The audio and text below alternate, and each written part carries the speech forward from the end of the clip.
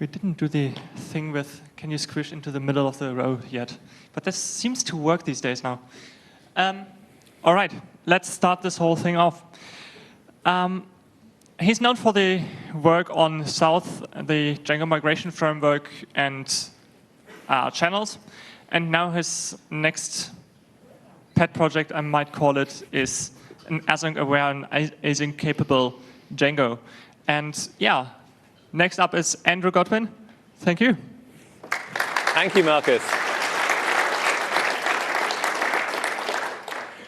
So yes, as the title sort of gives away here, this is about async into Django. And if you look at the schedule, you'll see this is a 70-minute talk. I will try and keep your attention the whole time, but I'm not going to be offended if you leave midway through or someone comes in, so please don't worry about that.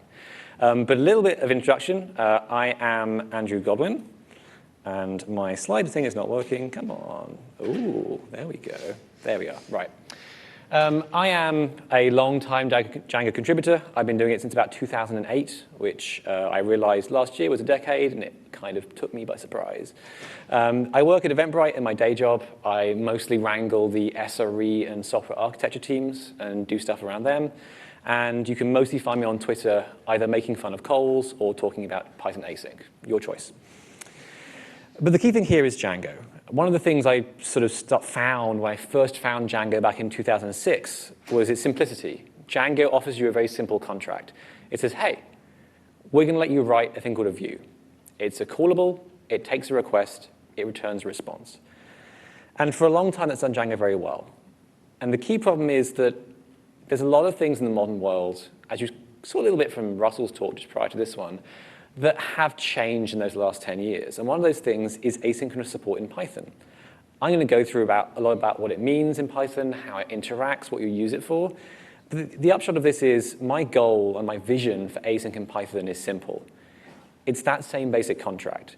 It's a thing that takes a request, that returns a response, but that lets you do it in an async compatible way. And in Python, async functions are not much different to normal functions on the outset. You just put async in front of the name of the function. And you can do things like HTTP requests, API calls, database requests, anything that is I/O heavy or file system heavy or basically doesn't sit there spinning the CPU forever is a perfect example of when you can use async to make things faster. And I'll show you some of those examples later on. This presentation is kind of in 3 pieces. I'll start off with a sort of overview of Python async, how it works, how it compares to threading, and some of the sort of basic problems start occurring in it. I'll then talk about how those problems particularly manifest for Django in terms of what it means to be a big framework, be backwards compatible, how all those things manifest. And finally, we'll do a deep dive into Django and the work I'm currently doing on turning Django into an asynchronous and synchronous framework that lets you run the code you see on this slide. So first of all, let's talk about async. And we can't talk about async without talking about our old friend, threading. Python threading has been around forever. It is maybe one of the most misleading names in Python. It does not use OS-level threads. They are not parallel. Threads are basically a very simple way of time slicing your code. If you have 3 threads in Python, those threads all share the same CPU, and just each of them gets a third of the time to run. Python sits there, and the scheduler just cuts off each thread in the middle of whatever it's doing. It could be adding, it could be saving something, it could be in a critical point of its code. It'll just cut it off, come in, and move the next thread. That's called preemptive multitasking. It's kind of how your OS works, how normal programs work. It's generally fine, and it's a very good basic low-level way of doing stuff. But there's a different kind of multitasking called cooperative multitasking. And this is what coroutines are. Coroutines are the fundamental unit of asynchronous Python. Rather than running a thread, you run a coroutine. And the key thing a coroutine does is it tells you when it's ready to stop working. It has a thing called await. When a coroutine wants to say, listen to a network socket or open a file or talk to a database, you will have code that says, oh, await this operation. And what that means is that tells Python, oh, this is the point where you can let go of scheduling me and schedule something else. And so what this means is coroutines get to take up as much time as they need and finish when they want to. This gives you nice things like the fact that you know you can only release control during an await statement. If you have an await, then some critical code, then another await, the code in the middle can't be interrupted. But there are also problems, like it is cooperative. If you're an uncooperative coroutine, you can ruin the whole program. If you never call await, which is very easy to do, by the way, you can just sit there and take the entire program up and never give back control. And so we'll talk about some of the ways we can address that. And this is kind of one of the big challenges you get when you first face between the synchronous and asynchronous worlds of Python. Threads have been around for a long time. We know their faults, we know their pros and cons. We have workarounds in the form of things like multiprocessing. And coroutines are still quite new. The model itself, cooperative multitasking, is not new. It's been around for many, many decades. Many other languages have tried this and forged that path for us. But in terms of Python and the way things interact and debugging, there's still a few rough edges in there that we'll look at. And the key thing with coroutines is that they need a thing called an event loop. When I say that when you await, you return control, that's what you return control to. Asynchronous Python is a little bit of a lie. It's still basically just a synchronous bit of Python called an event loop that runs coroutines underneath it.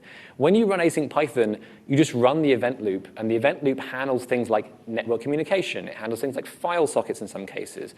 It handles things like sleeping efficiently. And the whole purpose is the event loop is a specialized piece of code that knows how to do all those things in parallel. When you've got a task that can be done in parallel, you hand it back to the event loop with an await statement. And it comes back to you when it's polling or it's alerting or signaling, realizes that, oh, hey, this socket's got new data on it. But that does mean the event loop, being normal Python code, runs in a single thread. It is just, in some ways, a synchronous Python function that runs for a long time, does a lot of stuff underneath it. And this gets into the very, I use the word fun lightly here, situation where, well, yes, it runs in a thread, so of course you can run other threads. And in fact, you can run multiple event loops, you can run synchronous and asynchronous threads at once, and in fact, you have to do this.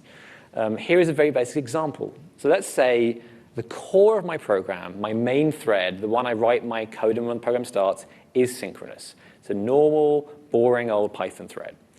And in that thread, I want to run some asynchronous code. And I can do that with a thing called loop.runUntilComplete. You'll see a bit of that later. Basically, you make an event loop, you make some coroutines, you give the coroutines to the event loop, say, hey, run these until they finish, and then you kick the whole thing off and go run. And there's a blocking function. You just run that function. It blocks the entire synchronous thread until it completes. But if you want to then call synchronous code from asynchronous threads, you can't.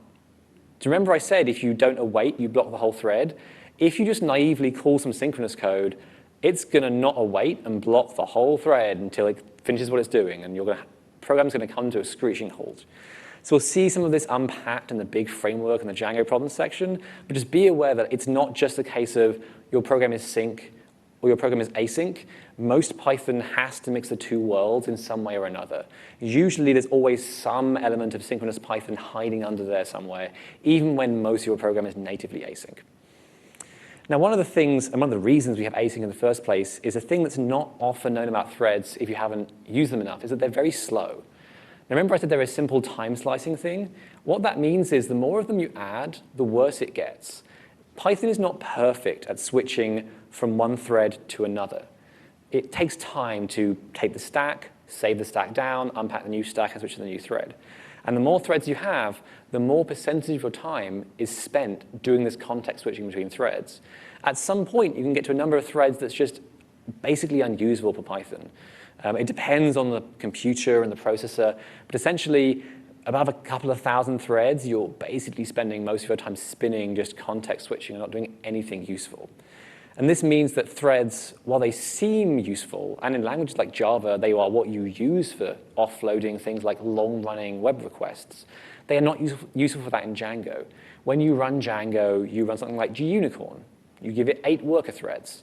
8's a good number. It's a good balance between like, well, there's some context switching, but there's not a lot. That's a good use of memory versus context switch time. But if you're writing an application that has deliberately long requests, so for example, your classic long poll example where a client sends you a request and then you take, on purpose, 30 to 60 seconds to respond to the request and respond when an event happens, to provide that immediate event to the user, you're tying up a whole thread while you're waiting for that event to happen and close the request. If you do this on normal Python or normal WSGI, you're going to use all your threads up almost straight away. It is honestly impressive how, like, I've done it by mistake. It's very impressive and terrifying when it happens. And so we have to not use threads for this reason. And this is why, like, again, async is fast if you fill these categories. It's a trade-off. It's a good engineering trade-off. All engineering is good trade-offs, right? If you have very, like, CPU-intensive code, async is not for you. It's not going to help you at all. But if you have lots of I/O-bound code, and let's face it, in Django, you're probably bound on talking to the database, or talking to external services, or talking to maybe APIs or internal APIs or internal services, you're probably I/O bound. Most of the programs I write tend to spend 2/3 of their time at least waiting on a database to go and do their thing. And if you're spending 2/3 of your time waiting on a database, you're wasting that CPU usage. You could use that time, reclaim it, and have something else run in that process. And they're not just fast, they're impressively fast. So there is a benchmark suite. There's a pure Python, basically, asynchronous web framework called Starlet, which Tom Christie develops. And he's done, there's a standard benchmark that is like, how many web requests can you render that include a Postgres database request? It's a good benchmark, so it's not just like pure CPU. It's, oh, CPU and also go and talk to a database.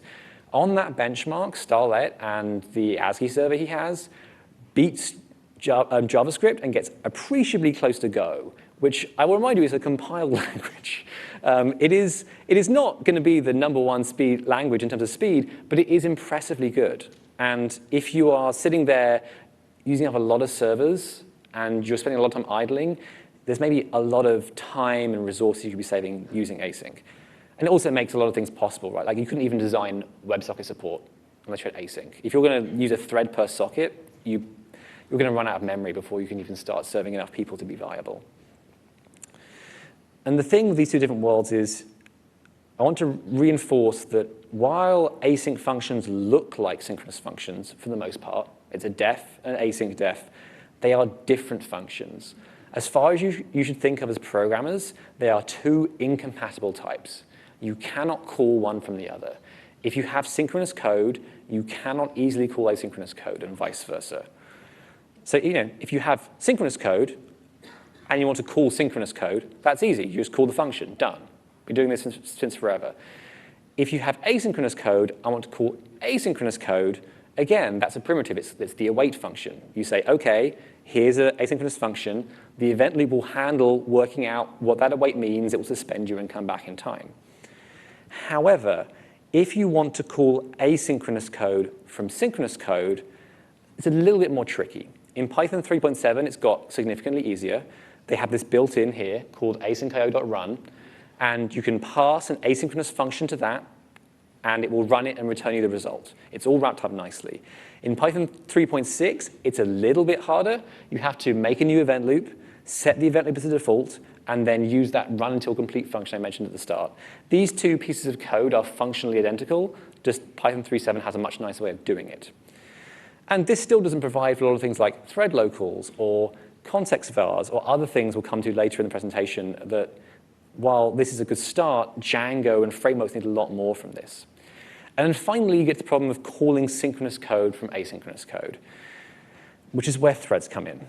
So as I said before, you can't run synchronous code in an asynchronous coroutine because it's naive. It's going to sit there and think it's in synchronous land and block the entire thread until it finishes.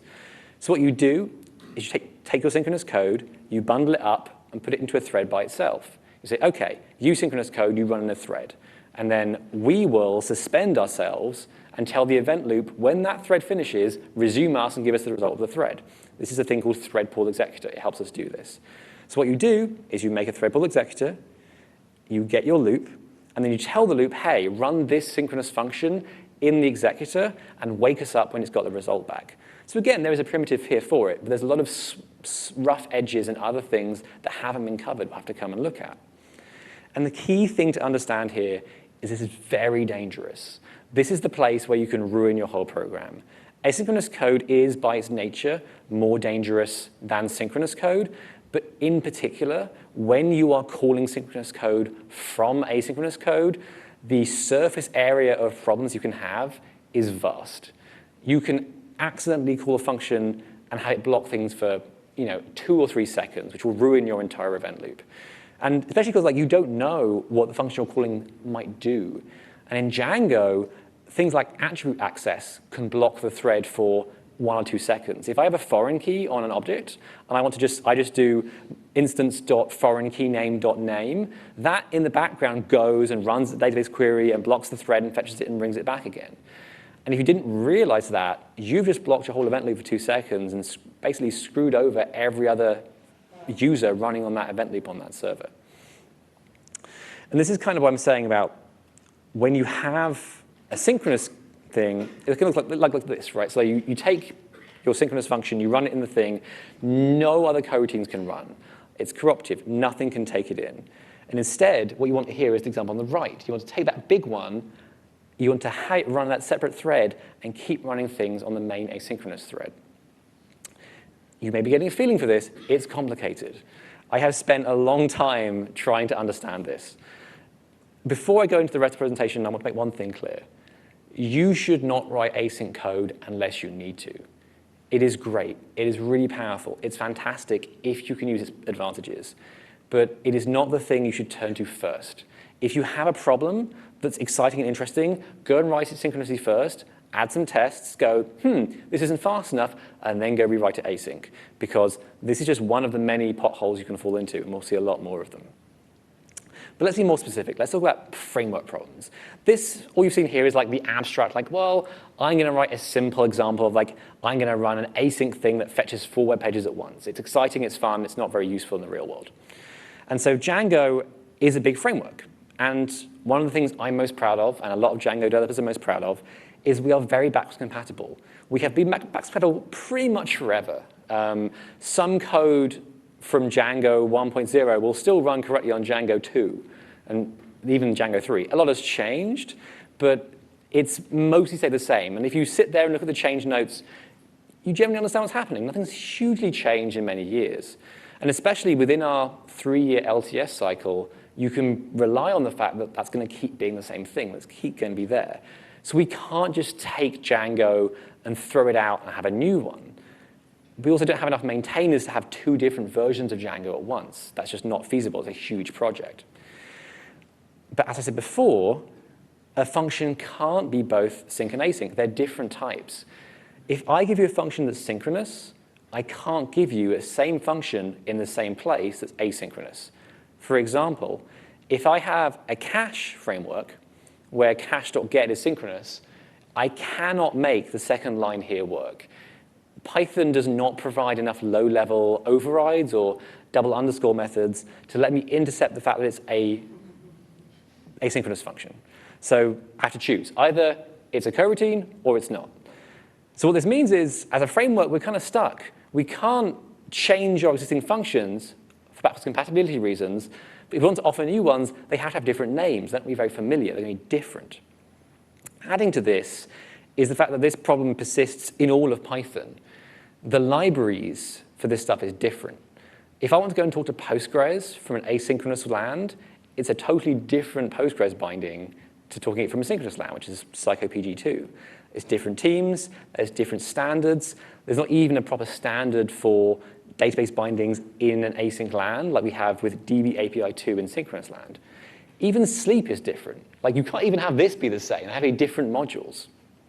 And so it's just really hard to operate in this space and have to maintain these 2 whole separate stacks. What you quickly get to is the fact that, well, we want to offer an async and synchronous interface, but the underlying code has to be one thing. We want to have one set of libraries, one set of fundamental ways of working. People have to understand one basic Django. And so our job is going to have to be, we have one core Django and present 2 different interfaces on top of it in a way that works. The other problem here, as I mentioned with DB2, is lack of standards. There is a problem here. Databases is one of them. WSGI is maybe the biggest problem. If you're not familiar, WSGI, WSGI, often called, is the way that web applications in Python run with web servers. It's basically, you give a callable, it takes a request-like thing, returns a response. It was invented after Django, as we'll see later. And it's kind of hard to do anything in that, because it's not asynchronous. And you can't easily backport asynchronous stuff onto it. It's not possible. And so we have an alternative for that, which is something that I and the channels project of Django have been doing. It's called ASGI. I know, very inventive, right? And it is basically an asynchronous sibling to WSGI. It looks very similar, but it has a few more things to it. Rather than having a thing where you receive a single piece of information and send it back, you get send and receive awaitables that you can say, oh, I want to receive a bit of data and send it back and receive some more. Because if you're doing things like WebSocket, it's not request response.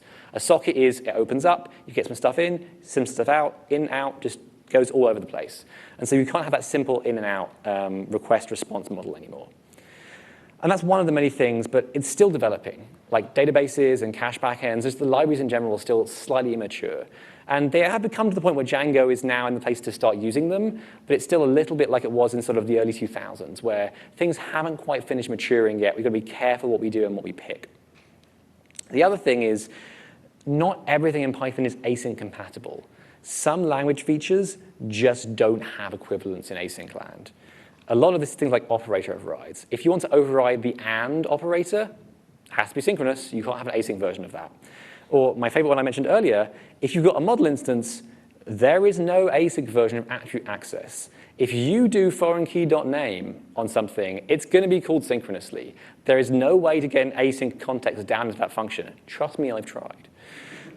And so this means that you basically have to change these things Django has done for years, like implicit access and attributes. They just don't work anymore.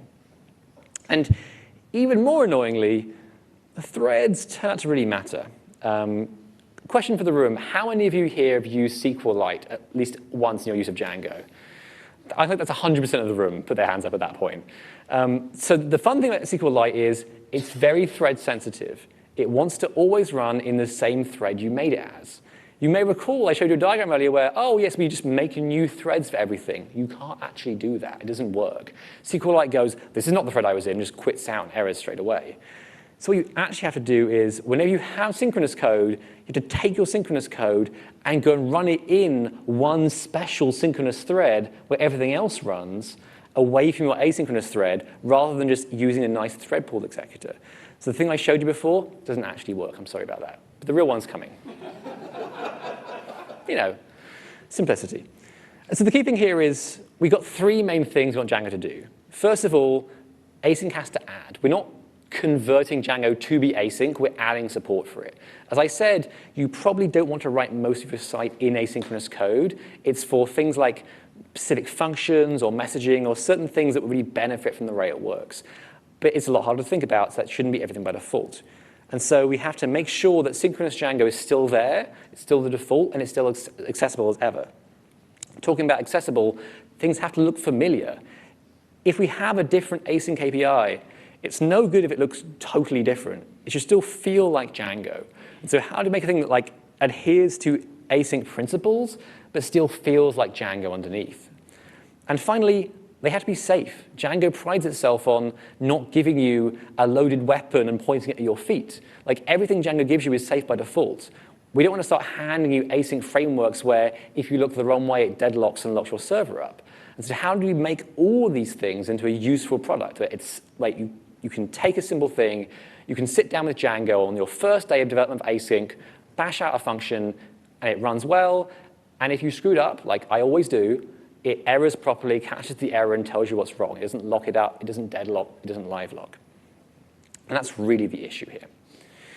So now you've had an overview of the sort of problem scope that's being presented to Django. Let's go a bit more in depth into Django. I will warn you, there are many flowcharts here. I love flowcharts. Here is one of them. So this is a very simplified view of what Django looks like internally. I'll walk you through it slightly. So Django essentially lives underneath a WSGI server in the old world. That server is given an object, which is the application. In Django, that's a thing called the handler. The handler is responsible for turning what the server talks, which is the sort of WSGI or ASGI, a low-level protocol, into more Django-ish things. It does things like it takes those things, It makes them into request objects and response objects. It makes them look nice. It does URL routing. And the handler basically takes this request, it runs it through all the middleware, it then runs it through the URL router, finds the view for it, and then it takes that and hands it off to the view. The view, which as I'm sure you're all familiar, then can do whatever it likes, basically. It can call forms, it can call templates, it can call a database. It returns a response. That response goes back through the handler, which converts it back into the low-level Python protocol that ASGI and WSGI expects, and then the server handles sending it onto the wire.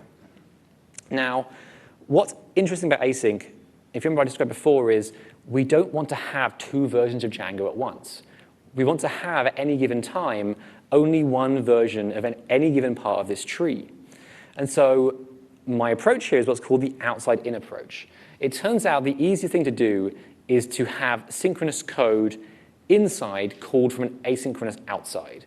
So in particular, we know we are not getting rid of synchronous views. Synchronous views are the cornerstone of Django. Everything's written in them. They're very important. Given that, we know that, well, if we have an asynchronous HTTP handling layer, it has to call that synchronous view. And so the idea here is to split that diagram up into different portions we can make async capable from the outside in. I have been very project manager about this, call them phases. It's very exciting. I might get a Jira board out later and do some agile planning. But essentially, there's three phases. The first phase is making Django able to talk to ASGI, that is async-capable web servers. The second phase is having it handle this middle section of like middleware and views and HTTP and like request objects. And the last section is the ORM. And these are the three basic difficult parts of Django. There are many more things we can do, like caching and templates and forms and the admin. These all could be taken on. But in terms of the best value for the effort put in, these are the three places where it makes the most sense. You have to have ASGI support to do anything at all. You have to have async views to call async code from. And the number one thing people spend time in waiting in Django is databases. So the ORM makes sense as the first thing to go and attack once you've got async views. And we can even think about rough timelines for these things. Because in fact, the first one's already committed. We landed the ASGI support in Django a month or so ago. It's in there, it's done. It'll be in Django 3, it's very exciting. Of course, by itself, it's not totally useful. You can run inside an async server, but you can't write async views. Phase 2, which is having async views, is in progress. I have a patch which totally runs async views. It works, which astonishes me every time I run it. It's very exciting. You can go see it if you like. I'll show you a link at the end of the talk on my Twitter. It doesn't pass all the tests yet, but it does pass over 90% of them, which I argue is very good for a week or two's work. And that's the current focus, is like, how do we get async views polished off and safe and ready to go? My soft goal for that is Django 3.1. There is a chance it could be Django 3.0 if we really push in the next month or so. The feature freeze is coming up, but I'm not going to hold myself to that. But that is, for me, the big point where once you have asynchronous views, everything else unlocks. ORM is the obvious next step, but you can have a team working on the cache, one on templates, one on the ORM, and these will all be separate projects. Once you can run asynchronous code in Django, next synchronous code, and it's native and it works well, you've unlocked a lot of different things you can do at once. Maybe even if you stop there, you've got value, right? You've added a significant amount of value to what you have already. And that's kind of why it's in this phasing thing. One of the things I've learned both with open source and in the corporate world over the years is that projects have to have safety nets. For some reason or another, they get canceled or someone burns out or things happen to cause them to stop or pause in the middle. And this project is designed around that. I would never, at this point, design a big project that couldn't be resilient to failure in the middle. Even if we stop now, today, there is usefulness in the first phase. If we stop after we land the async views, that is honestly an incredibly big step, even by itself. If we only get part of the ORM converted, that itself is useful as well. And so it's important to realize that each of these things by itself is really important. So I'm going to dive into each of those three areas and show you what it looks like inside of them and give you a sort of a deep breakdown into like how Django works and what we had to do to make it async compatible. So the first phase is ASGI. Now, as I said before, Django actually predates WSGI. When I first started doing Python in, I'm going to say 2005, but I'm not totally sure about that. It was a while ago. I actually used TurboGears at first, which is a very old framework. But this is in the days before, like, there wasn't a standard for Python web servers. TurboGears only worked with CherryPy. That was its web server it worked with. Django only worked with a couple of servers as well it had specific support for. And obviously, this was not a great situation. It's nice to be able to swap servers and have teams work them separately. And so the Python web community invented WSGI, a standard to communicate between different things. The team at that point had a very lofty set of goals, let's say.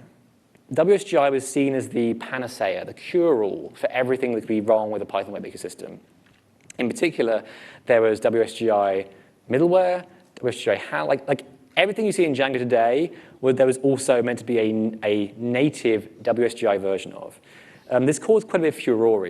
This is the time when Django was most accused of being separatist and being sort of like, oh, Django is their own thing. They don't work with the rest of Python. They're special. There's a great blog post from James Bennett, which is from 2006, which has this amazing quote, which is in sarcasm, of course. Just so you know, Django is a smug, arrogant framework that doesn't play nice with others. But of course, that's the impression you get from reading the rants. And it's a wonderful piece of history. If you go back and read that article, it's called Django and NIH. You can find it easily through searching. It's a great snapshot into that period in history where Django is still forming, where the Python web community still hadn't really formed entirely, where Whisky was still a thing. And in particular, it was very controversial that Django had its own middleware, because the whole vision was that you would have this wonderful thing, a concept that I call turtles all the way down, which is that you have an application, which is an object, and you can wrap middleware around it, which is a thing that takes an application and returns an application. So if you've got like authentication middleware, that's a Whisky middleware. You pass it a Whisky app, it returns your Whisky app. You do the same for compression. You do the same for encoding and so on. And this vision that was had back then, I kind of signed up for at the time, was this beautiful stack of interoperable code that everyone loved, and it didn't quite work out, as you see from today. One of the reasons for this is that WSGI never really solved the request-response objects model. You see now like Django and Flask and other frameworks, they all have request and response objects in one form or another because it's way easier. WSGI gives you a dictionary that says, have fun. And the dictionary, by the way, does not distinguish between bytes and strings, which is fun. That went well. Thankfully, that got fixed eventually, but boy, was that awkward for a time. And so Django, because of its heritage, because of its place in history, has a different approach to Whisky than other frameworks. So for example, Flask, which is a great framework, is built heavily around a thing called Werkzeug. Werkzeug is a Whisky native library. It's very heavily tied to Whisky. I've talked to the Flask devs about async and what they can do, and they're interested, but the problem is they are so heavily tied to the Whisky abstraction, they have to unpick that first before they can go any further. In some ways, Django's lateness or earliness to the party helps out. Because Django predates Whisky, we have that abstraction already. I don't know why, because before I went in here, there was only one thing in the abstraction. It was like, well, we have a wonderful abstraction layer between the one thing and the one thing. But it's always been in there. And so the nice thing is we can take that and we can actually say, oh, we can actually finally use this for a second thing. It's very exciting. And of course, middleware as well. Like we have custom middleware. That's a whole big thing I come on to. But here's roughly how the request flow works. So as you can see, there's a couple of portions. The Whisky server itself is not part of Django, something like GUnicorn or maybe one bundled with Python. It handles things like low-level HTTP, socket handling, transfer encoding, all the annoying networky stuff that I really enjoy that the network people do, and I don't have to do very much. It's nice to have it that way. Then the first part you hit in Django is a thing called Whisky Handler. Whisky Handler is the Whisky application Django presents. It's basically a thing that takes the Whisky dictionary. It's a thing called environ. It's full of exciting variables with weird names in them. And it maps that to a request object. It also takes things like the input stream and turns it into a files object. It takes things like the post and get dictionaries and makes them into dictionaries rather than just big bundles of bytes. It does all that handling for you. Essentially, once you've come through Whisky Handler, you have a request object, you have a rough idea of what you're doing, and you're ready to go and start finding a view. The handler hands off to a thing called the base handler. So this is, you see where the abstraction is. And the base handler has a thing called GetResponse. GetResponse is wonderful because it's kind of an encapsulation of that turtles all the way down model. GetResponse takes a request and returns a response, except that's how the whole framework works. And so you give GetResponse a request, and it then goes and runs it through a URL router and goes, OK, I've matched the path. Here's my view. It then separately has loaded the middleware. It then takes the request and runs it through the middleware. And then finally, once all that's done, it takes the request and passes it to the view. The view does whatever it wants to. It returns a response. That flows back through the base handler and maybe through some exception handling. So for example, if you screw up and raise an error in the view, the thing that catches it and gives you a nice error page is in GetResponse, in base handler. It then flows back through Whisky Handler and then back into the Whisky server. If somehow someone in Django, has screwed up the Whisky Handler or another high-level piece of code, there is a thing in the Whisky server which catches exceptions as a last resort, but it's really bad. Like if you see a plain text traceback in Python, that's the Whisky server catching the traceback. It means something's really bad internally. And so, like you probably monkey patched the wrong thing. It's usually how I do it. Pretty much always. And so you can see here, like there is an abstraction layer in that middle arrow. And so we can take this, or we can go, well, let's whack on a second level of stuff, which is our ASGI versions of all this, right? So like, OK, we have an ASGI server, which, again, handles networking and low-level stuff. It also does things like HTTP2 and WebSockets. It's a bit more advanced. It's the future now. And the ASGI handler, again, is a thing that presents an ASGI application object, which takes input events and sends them back again. It has a separate request class because it turns out a lot of the logic that maps things like headers and stuff to what you know in like Django's meta, that's all done in the actual request class. There's a separate request class for ASGI request. They have a common base class. And once you've done that, you can then go use the same GetResponse. That's the point of commonality between the two of them. And so we can have this second path on the bottom here and develop that, but still keep most of Django's logic the same. And what's nice is, when I talk about outside in, we can work out, well, which part of this is asynchronous? This part. This is the part that's asynchronous. The ASGI server obviously has to be. It's an asynchronous server. We have to have that one by default. And we can also write a fully async native handler and request object in terms of initializing the request, not in terms of access. And then at that point, when the handler passes off to the base handler in phase one, it turns from asynchronous to synchronous, and Django runs normally. So there's a little extra bit added, but it's not a lot of big change. And crucially, I barely touched any of Django's existing internals, which is why the patch landed relatively easily. The other nice thing is ASGI is deliberately mostly WSGI compatible. For large part, there are direct mappings between the two of them. There are some things that have been cleaned up. It's much better about things like bytes versus strings and encodings. But for the large part, you can take everything in WSGI and map it directly to ASGI or vice versa. So for example, all these things in Meta, so like this is in the ASGI request object. We want to still provide you things like remote address and remote host. That's what they're called in the Environ dictionary in Whisky. They're not there in ASCII. It doesn't have an Environ dictionary in the same way. But if you want the remote address and port, there's a thing called client. It's a tuple of address and port. So we can just map in request that client tuple back to the variables you know and love to keep backwards compatibility. One of the fun things, though, in ASGI is file uploads. Because, of course, ASGI is async native. We want file uploads and big posts to happen asynchronously. So what ASGI servers do is they send you chunks of the file as events as they come in. You basically get a little stream of events. The problem is we drew that line between synchronous and asynchronous, and we can't service and handle those incoming async events if we're down in the synchronous part. And so what we do, we actually have to consume the entire file up front, at least in this version, and take that file and put it into memory. And so this is a very cut down version of that code. But it takes all that information, puts it into what's called a spooled temporary file. This is a Python built-in that starts in memory. When it hits a limit, it overflows to disk immediately. It's very useful. You should use it more. And then basically takes the body, builds it up into the temporary file, and once it's done, it then hands off to the synchronous code. This is also true in reverse. If you ever use low-level Whisky, you'll know that you can yield and like yield chunks back to the user to have like a streaming response. That's kind of also true in ASGI, except in this case, what you do is you send those chunks as events. ASGI operates in a bidirectional event stream rather than a yield. It needs two directions. And so again, this request and response objects have to have the ability to, okay, if there's a streaming response, we take those chunks, and rather than yielding them, we send them back as objects over our send method, which is how ASGI does that. But all in all, it's similar. Like, it's similar to Whisky. You can understand it. And that's kind of a nice way of encapsulating this, except this arrow is a huge problem. If you recall this quote from me earlier in this presentation, I told you that async calling sync, which is what that arrow does there, is very dangerous. And it is.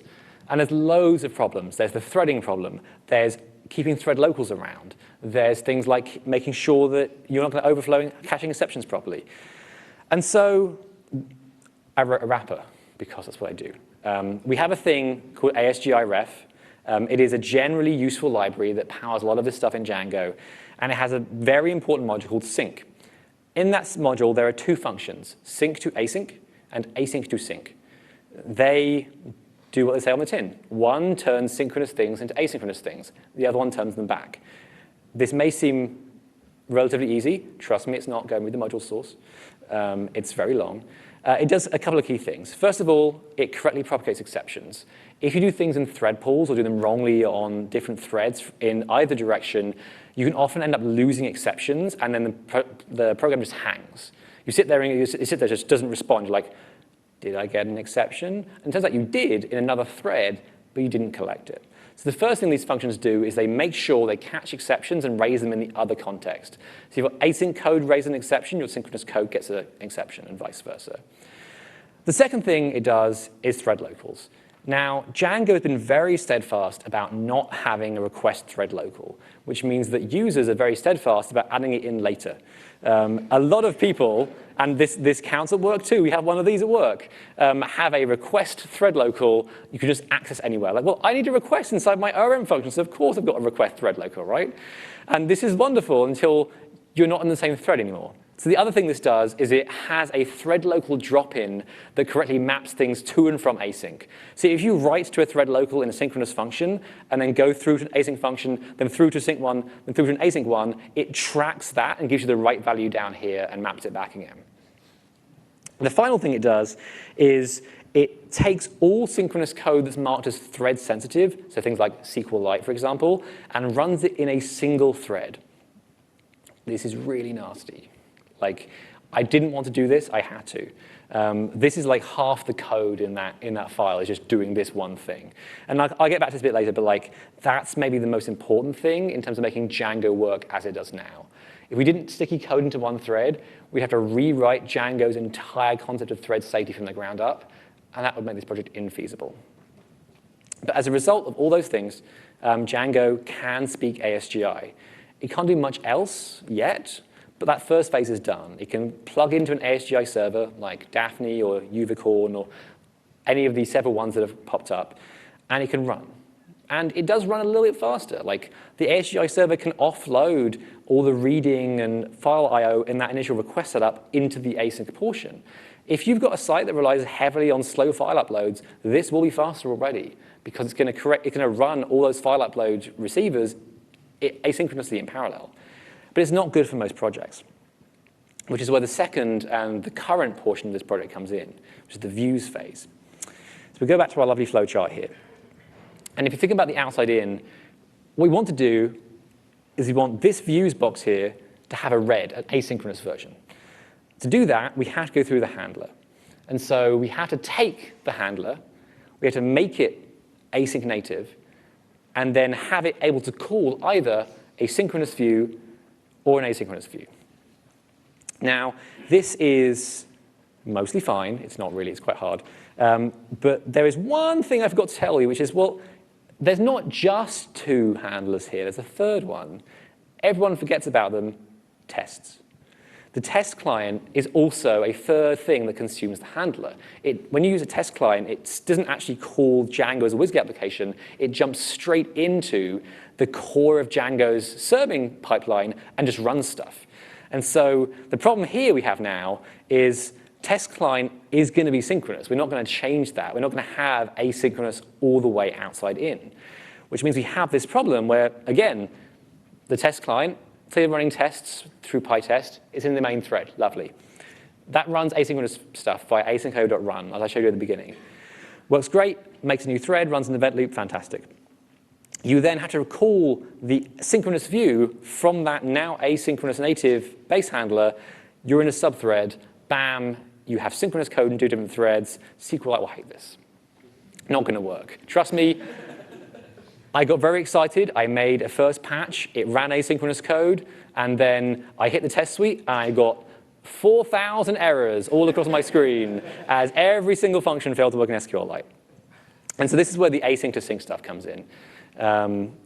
This basically takes things that are awaitable and makes them synchronous and vice versa. And as I said, it runs them in the same thread. So let's dive into a little bit how this works. So the problem you have here is the thread that you want to run in, the main thread, is blocked. It's waiting for the base handler. So how do you run code in a thread that's blocked? The answer is you don't block it. So what actually happens is when you run async to sync, it doesn't just wait on the event loop. It starts up a mini thread pool executor attached to that thread and hands it down the stack. And then anything further down the stack that wants to run synchronous code goes, well, I have some synchronous code. It has to run on the main thread. But I have this thread executor handler, and takes the thread executor, and it bubbles back up, runs in the main thread, and then passes back down into the async thread again. This is terrible to debug. It's awful. And this works in infinite amounts of nesting. You can go like 4 levels deep in and out of async and then try and run thread-sensitive code. It will find the main thread. It will run it there and return you the result, and it won't deadlock. And that last bit's the hardest bit. There is a whole, I could do another 70 minutes on this. It is frustrating and awful. I really wish Python had better primitives to help deal with this. One of the things I might try and bring up with Python core directly. But it is at least functioning now. And what it gives us is the ability to like step back and not care too much about the actual implementation of like, what is the nitty-gritty of handing off sync to async, right? These functions wrap it up in a way that like, well, it works how you'd expect. It has good error handling. If it falls over, it falls over obviously, which brings back async changes in Django to a more reasonable level of, I just have to understand what context I'm in and when to switch context. It doesn't matter how you switch it. That's all done for you. There's no need to fiddle around with executors and thread pools. But as long as you just know, like, is this code sync? Is this code async? If you call SQLite, it has to be done in a synchronous function. That bit you have to understand, but you don't need to worry about how you call it in the right thread and things like that. And talking of threads, middleware. Annoyingly, this is one of the things where Django used to be easier and then got better and thus harder for this project. So if any of you were around before Django 1.10, you will remember 1.10 has new middleware. It's very exciting, very shiny. Middleware used to be a list. We used to go through the list and call the middleware in order and go, OK, call the first one, get the response done. Great. Call the second one, get the response done. Great. We changed it in 1.10 to be nested. What happens now is each middleware is handed as its inside function the next thing down the stack. So the last middleware is handed the view, and the middleware above that is handed that middleware, and so on. This is fantastic. It's another great turtles all the way down kind of illustration, and it's a real pain when things aren't the same. If it turns out you want things to be both synchronous and asynchronous, because again, we want to support existing synchronous middleware. That's backwards compatibility. We have to do that. But GetResponse, we've made natively async. We now have to work out what the middleware is, wrap it in the right conversion functions, and make sure it works out. Right now, what happens is it basically wraps all middleware to make it look asynchronous, which means if you have a pile of synchronous middleware, it goes into synchronous, out again, into it, out again, into it, out again, and the traceback is ginormous. So one of the big optimizations here is if you have 2 sync middlewares, they can just call each other, that's fine. So working out basically like the correct way to nest those in. The idea eventually is to have all of Django's middleware ship natively async, but again, we have to do this in a feasible fashion. So the whole point is, what's the minimum change we can do, keep backwards compat, even with the rest of Django, and ship it and get it working. There's some other things as well that are up in the handling code. First of all, transactions. Now, this is, again, the thing Django used to do a lot more. It used to be the case that Django would basically always wrap your views in a transaction. That's been relegated to a setting now that's not on by default called atomic requests, but it is still there. If you ask Django to do it, it will wrap every single function, every single view function in an atomic block, which is not great. For reasons you can maybe imagine, having to do transactions across different threads is, shall we say, difficult. And so this becomes a real issue in terms of like, well, am I in a transaction? I can't have a transaction in a different thread, and so on. This is one of the things we have to consider, and this still hasn't been addressed in the current patch. Templates, too. Remember I said you can't call synchronous code from async code? Well, if we have an asynchronous GetResponse, like one part of that, as I said, is like if you have an error, it renders the error page. There's a little thing that says, oh, catches the exception and like just renders a template response. We have to take that section and make that an asynchronous separate call, because we can't have templates being called from somewhere asynchronous. It just doesn't work. And then finally, there's tracebacks. Like Django tracebacks were long already. They got longer. I am still up in the air as to whether we should do the nasty thing and start editing tracebacks and removing some of that stuff. It skews me out a little bit, but like it's becoming a bit unmanageable. And so one of the things is to try and reduce the number of context switches to and from async to try and make that better. And the goal here is that Django 3.1 has async def views. You can sit down with Django. You can literally open up views.py, write async def something, put it in urls.py, and it just works. I have a branch where this totally is the case. Again, doesn't pass all the tests. 90% of them, not bad. And like I said, I have a thing on my computer that runs async Django in a sense. And this is the current thing. And at the end, I'll talk more about like if you want to come and help us sprints, this is the thing you can come and help us work out why the rest of the tests are failing and trace down. Like every one of those failures is basically somewhere that I have not found yet. They have to wrap in sync to async. It's mostly a case of like playing detective and working at, OK, there's a template render here, there's a test call here, where in the middle are we missing a conversion? And so a lot of it's actually very tractable, and I'd love to help some of you do that stuff. So please come and talk to me afterwards about that stuff. But this is our goal, and this is very achievable. Like, it is my belief that before the end of the year, even if it's not in Django 3.0, this will be landed on Django's main branch, which then brings us to the big one. I'm not going to say the first two things are easy. They're not. They're difficult. But comparatively, the ORM is much, much harder. The ORM is basically most of Django. If you ever looked at Django in terms of the amount of code and files it has, the ORM is by far the biggest part of that equation. And it's kind of the defining part of Django. Like, the ORM is what we all use every day. It's familiar.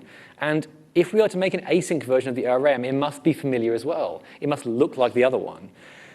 We have some good parts here. So for example, one of the things that Python does right with async is it has a couple of things that do have async versions of them. So for example, for, there is for and there is async for.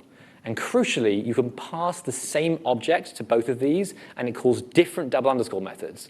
So you can have the same query set run in both an asynchronous mode and a synchronous mode. This is one of the only reasons this even is a feasible project. We can actually have a separate double underscore a-iter operator on the query set and have that run in asynchronous mode and not change anything else, and just have that, for now, wrap in like a thread pool and give an async version of that API. Of course, the counterbalance is we can't do this anymore. And realistically, if you were doing this already, you probably should be doing select related. It's arguable it's an anti-pattern that we let you do this anyway, because even in normal synchronous Django, if you do this in a for loop, that's a really bad idea. Like, number one thing I learned in like Django year one is don't call this in a for loop, because it's going to ruin your number of queries.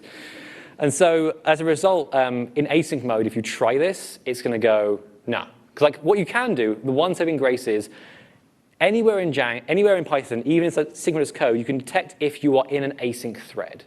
And so we can put little guards around things like this that go, this thread somewhere is async, and you haven't got down here in async mode. And so we just go, no, you can't do this.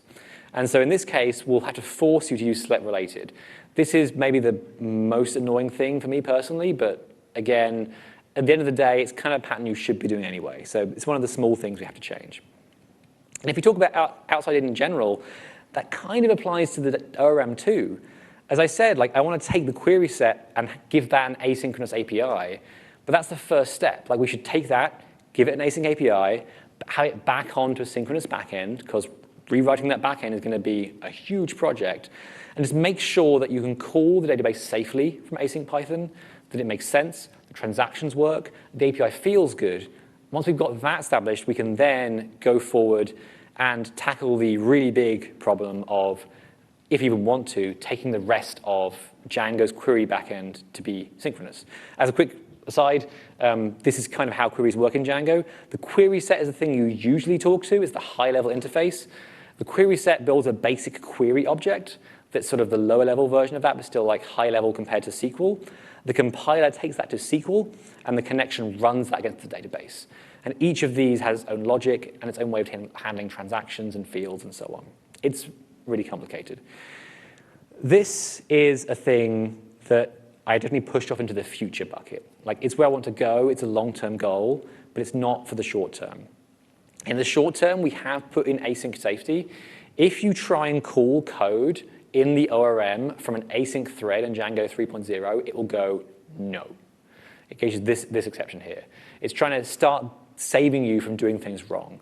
Of course, you shouldn't be doing this anyway unless you're being very experimental. But the idea is we're going to build up these safeguards and try and make sure that that API looks correct first before we keep building behind it. As you can see, this whole thing kind of needs a lot more research. One of the things here is like the ORM is a huge surface area. It has so many parts. I haven't even talked about like migrations, of course. Like, well, it's probably fine, but maybe it's not. They want to do them runtime. And so this needs a separate thing to sit down, look at it, like I've done with the views and the handlers, and look at what we're doing exactly. I believe it's possible. I prototyped a few things. I had it basically running. But to have a fully safe, usable ORM, we have a long way to go in terms of planning that.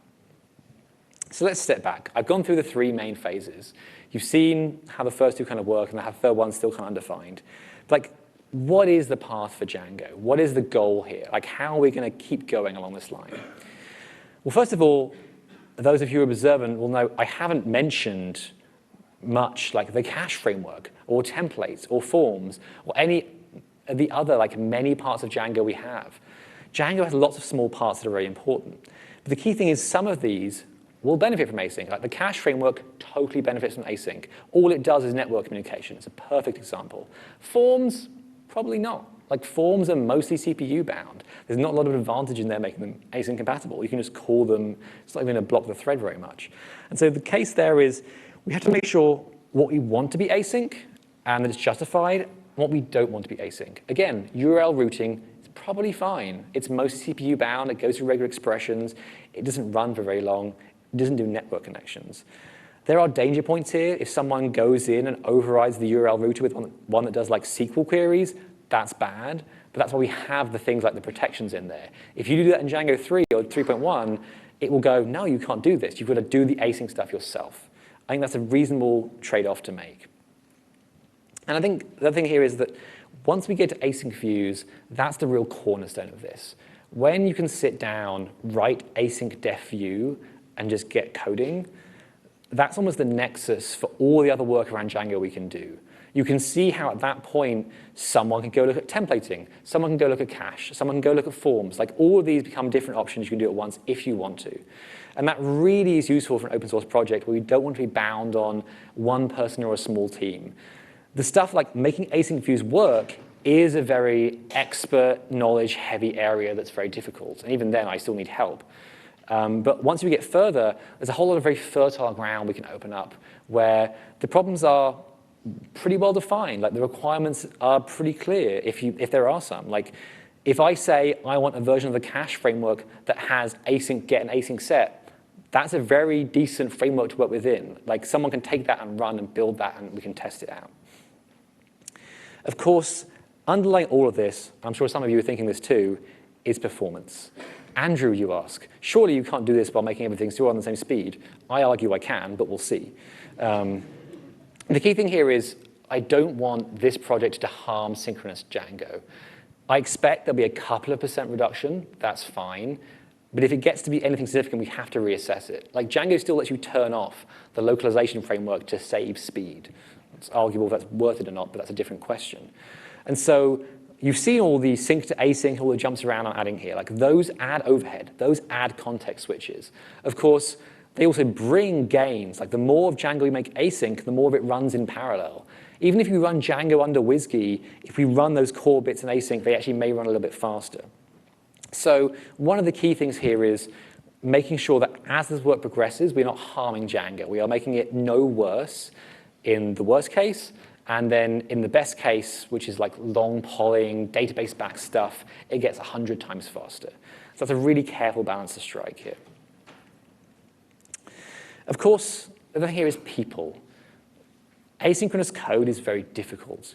There are very, very few people who can sit down and understand this and do it properly. I got there eventually after a lot of research and trying, but like it takes a lot of work. And I've at this point done a few big projects as part of Django. Migrations is one of the big ones. Channels itself is like the predecessor work to this even. It's very easy to burn out. And one of the key things here is this is not only a chance for us to avoid burnout for existing Django developers, but there's a lot of ground here to bring on new faces. If you want to help write new Django code, and you don't like fixing 6-year-old bugs in the ORM, this is a great place to start. Like I said, there is a nice, clean definition. Like there are things to do here. It's a new ground to go and do stuff. And that's, and to me, a really attractive prospect. And there's also things that Async Views open up that we couldn't even do before.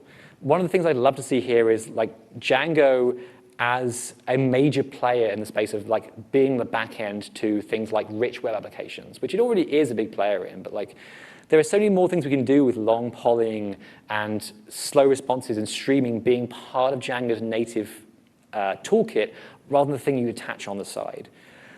I will say I don't think WebSockets make sense in Django right now. Channels is probably going to stay separate for a while, but the nice thing is we can just delete parts of channels. It's just the WebSocket part, and that's great. So that helps a lot. The other thing here is like, I've just spent an hour telling you about this. I'm sure you've got some portion of it. I would have only got a small portion. Documentation is crucial. Async by itself is hard. There's not a lot of good docs on async in Python even by itself, let alone asynchronous Django. So there's a lot of work here in taking our docs and making the async part of the story make sense. Not only in terms of basic concepts, like, we have to make sure people know what deadlocks are, what live locks are, how that stuff works, but also just how to get up and running.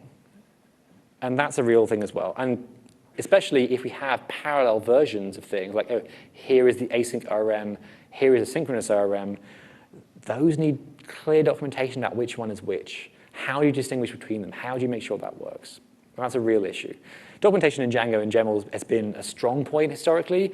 It's got a bit weaker recently, but I think this is a thing we have to focus on and be really clear on. And then, of course, funding.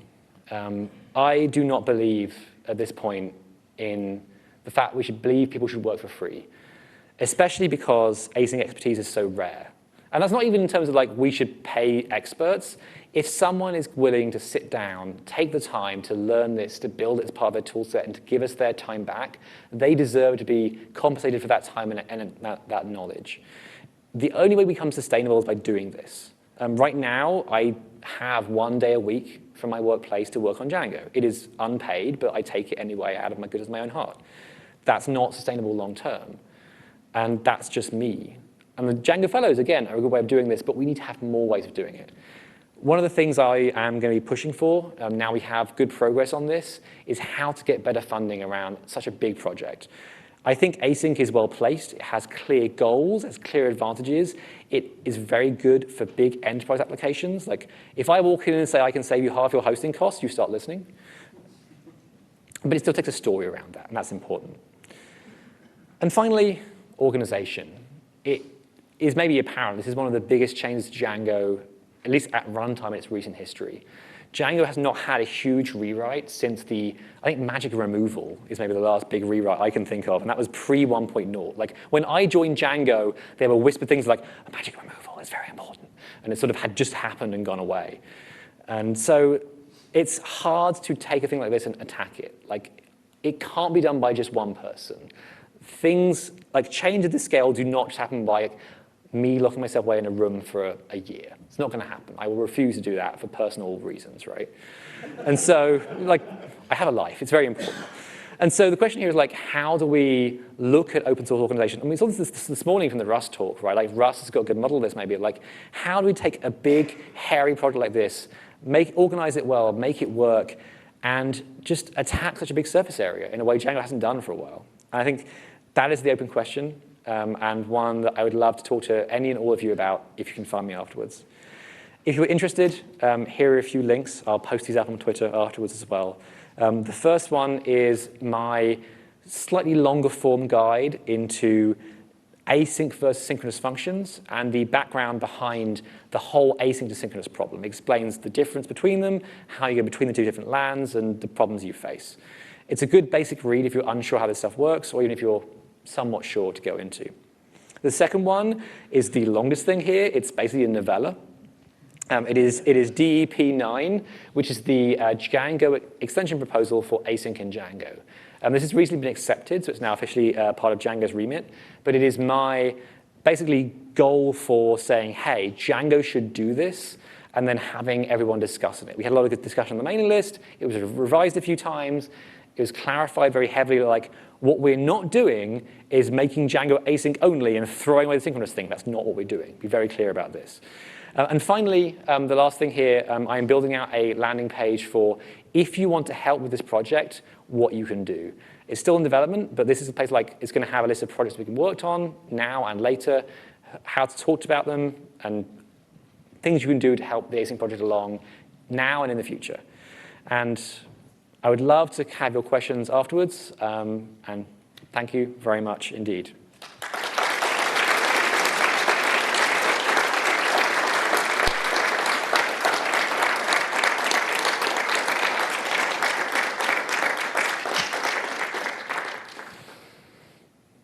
It's on. So for those of you that would like to ask questions, just raise your hand and Sorry? Okay. I meant after, but yeah. We've got 5 minutes. Let's do some questions. All right. I haven't done them for a while. Questions? Cool. Yeah, I want to hear what you have to say. Let's see. Just a reminder that and Graham too. A reminder that questions are for asking for more information from Andrew. If you would like to share your own information, please submit to the CFP next year. Yes. Richard. I would be curious to know how long you considered actually just making Django async only. For about 2 minutes. I have never believed async only code is the way. Like, I do not write code only in async in Django in Python. It's not the way forward. Maybe one day it will be, but not in the next 5 years. Next question. When you have a multi-process Whisky server, you're guaranteed that a process will not accept the request when they have no threads available. Yes. Async layer on top of sync means that it can greedily accept requests into one process and have a backlog of requests. How are you going to solve that problem? So that's the thing for the server to consider, right? So like the things we built into Daphne is like it has a maximum concurrency limit, so it stops bringing in requests after it hits like 10 or 20. It's tunable. So like if you have a very synchronous-ish application, you make that small. If it's a very asynchronous application, you make it big. But you're right, it is a problem. That's one of the things like we have to relearn how to deploy applications a little bit and how to tune them properly in that sense as well. But if you want a safe default, just make it the old one and just use more memory. So. It's probably time for a couple more if anyone has any more. Not seeing any. Oh, no, there's a few back over there. There's a Russell. OK. The person that wasn't Russell? Yeah. Cool. Congratulations. Sorry about that. You mentioned if you've got something that's going to block on I/O to flip to a thread, and then using the thread pool executor. But if I also understood correctly, that's using this standard Python threading model, which means, can you elaborate on? Yeah, totally. So you're totally right. If all we did was put things onto threads for I/O, it would be a terrible, terrible idea. So the key thing here is the thing that's never on a thread is the network handling to and from the client. So the thing we're trying to enable here is that you can sit there, sleep for a long time, and like send a request back half an hour later or whatever if you're doing a long poll. Like that's the key thing we're enabling. And the more you can shift from thread pools into native async, the better. So like the ORM in the short term is in a thread pool. That's not as good as a native async, but it's better than not having it at all. So it's just a case of like basically graduating further up. So you're right, it's not as good, But the key thing you do get is that key request response handling is always async. That's never in a thread pool, and that basically helps a lot. All right, so that's all we have time for with regards to questions. Please thank Andrew once again. Thank you very much.